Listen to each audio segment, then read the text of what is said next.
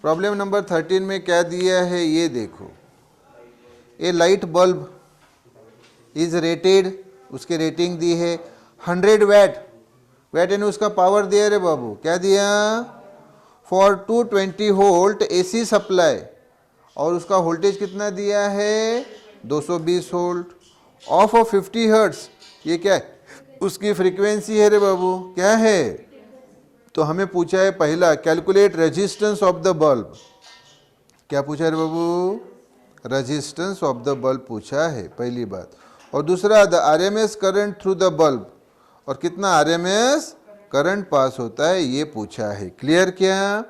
तो ये रजिस्टर दिया है ना, इसमें ये जो है बल्ब है ना, क्या है बल्ब है, तो इसमें सिर्फ क्या रहता है, रेजिस्टेंस रहता है, क्या रहता है इसमें, इंडक्टर या कॉइल नहीं रहता है। तो इसके पावर की वैल्यू मैंने बताई ना, अगर रजिस्टर है तो क्या बताया, power equal to E R M S into I R M S. Inductor और कैपेसिटर है तो वैल्यू 0 रहती है। क्लियर। और अगर आरएलसी सर्किट रहा तो पावर क्या रहता है, E R M S I R M S cos phi रहता है।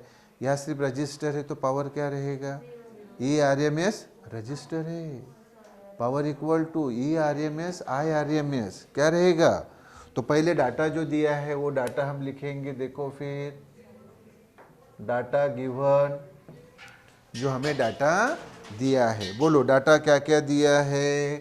तो हमें पावर दिया है कितना, 100 वैट, डब्ल्यू लिखो या पूरा वैट लिखो एक ही बात है।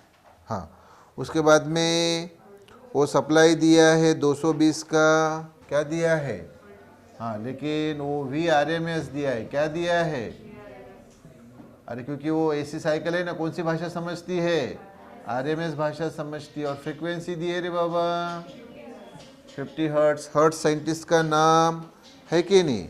तो हमें क्या क्या पूछा है, एक तो पूछा है रेजिस्टेंस, क्या पूछा है पहला, रेजिस्टेंस, और दूसरा क्या पूछा है, आरएमएस करंट पूछा है, मतलब आई आरएमएस पूछा है। क्लियर क्या, बोलो हाँ।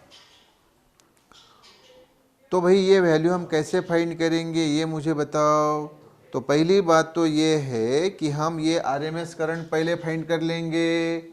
कैसे मिलेगा हमें, पावर से मिलेगा। पावर क्या दिया है हमें, हाँ तो ये लिखेंगे हम, वी हैव, मतलब हमारे पास है क्या है, power P equal to E R M S into I R M S, है ना।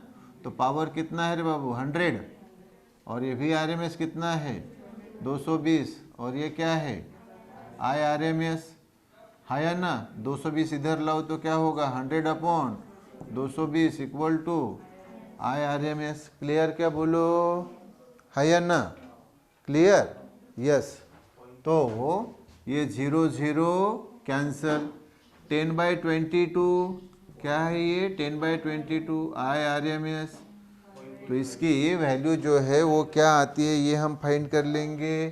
तो ये फाइंड करने के लिए ये देखो 10/22, डिवीजन नहीं जाता, 0 लिया इसलिए पॉइंट, 22 4 ज़ा 88, कितने बचे 12, सामने 0, कितने का जाएगा 5 का जाएगा, 110 होगा ना, कितना कितना बचा 10, सामने 0 लिया तो फिर से 4 का जाएगा तो 88 आएगा, फिर 12 पूछे तो फिर 5 का, तो 0.4545 आएगा कि नहीं, क्या आ गया 0.4545 आई आर एम एस, है ना। तो फिर I R M S equal to 0.4545 ampere. Clear क्या, क्लियर, बोलो यस। ओके, तो ये एक वैल्यू हो गई। दूसरी वैल्यू हमें क्या पूछी है, दूसरी वैल्यू हमें क्या पूछी है, हाँ रेजिस्टेंस पूछा है ना। तो ये पहले आई आर एम एस यानी हमने दूसरी वैल्यू मिला ली, नाउ हाँ, हमें रेजिस्टेंस पूछा है तो हम कौन सा फार्मूला यूज करेंगे? Ohm's law. ओहम्स लॉ क्या है फिर? ओहम्स लॉ बताओ मुझे। उसमें हमें आर पूछा है ना, तो R equal to V R M S upon I R M S. अरे वोल्टेज इक्वल टू